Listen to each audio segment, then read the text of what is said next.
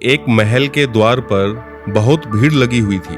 भीड़ थी कि बढ़ती ही जा रही थी और दोपहर से भीड़ बढ़नी शुरू हुई थी और अब सांझ होने आ गई। क्या हो गया था उस राजमहल के द्वार पर? एक छोटी सी घटना हो गई और घटना ऐसी बेबूझ थी कि जिसने सुना वह वहीं खड़ा होकर देखता रह गया। किसी की कुछ भी समझ में न आ रहा था।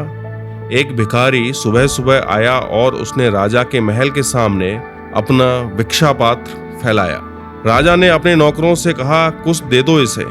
उस भिखारी ने कहा, एक शर्त पर लेता हूँ। यह भिक्षा पात्र उसी शर्त पर कोई चीज स्वीकार करता है जब यह वचन दिया जाए कि आप मेरे भिक्षा पात्र को पूरा भर देंगे, तभी मैं कुछ लेता हूँ। राजा ने कहा, यह कौन सी मुश्किल है, छोटा सा भिक्षा पात्र है, पूरा भर देंगे और अन्न से नहीं, स्वर्ण असरफियों से भर देंगे। भिक्षुक ने कहा कि एक बार और सोच लें, पीछे पछताना न पड़े, क्योंकि इस भिक्षा पात्र को लेकर मैं और द्वारों पर भी गया हूँ और न मालूम कितने लोगों ने यह वचन दिया था कि वे इसे पूरा भर देंगे, लेकिन वे इसे पूरा नहीं भर पाए और बाद में उन्हें क्षमा मांगनी पड़ी। राजा हंसने लगा और उसने कहा कि छोटा सा भिक्षा पात्र। उसने अपने मंत्रियों को कहा, स्वर्ण असरफियों से इसे भर दो।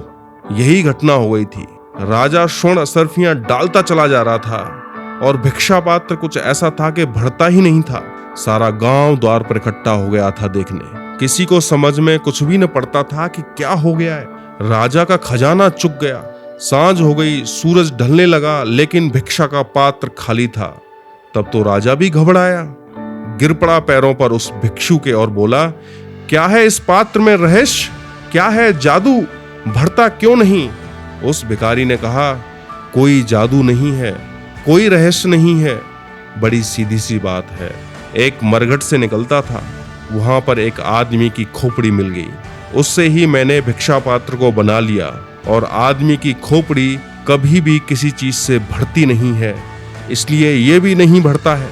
हम भी ठीक इस भिक्षु के पात्र की तरह ही हैं। चाहे हम कितना ही क्यों न पालें, हम भी कभी भरते नहीं, क्योंकि हम मन के सहारे जीते हैं।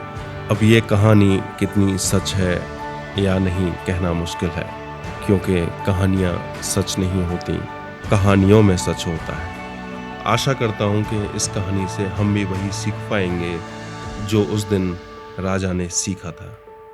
आपने इतने प्यार से सुना, उसके लिए बहुत बहुत शुक्रिया।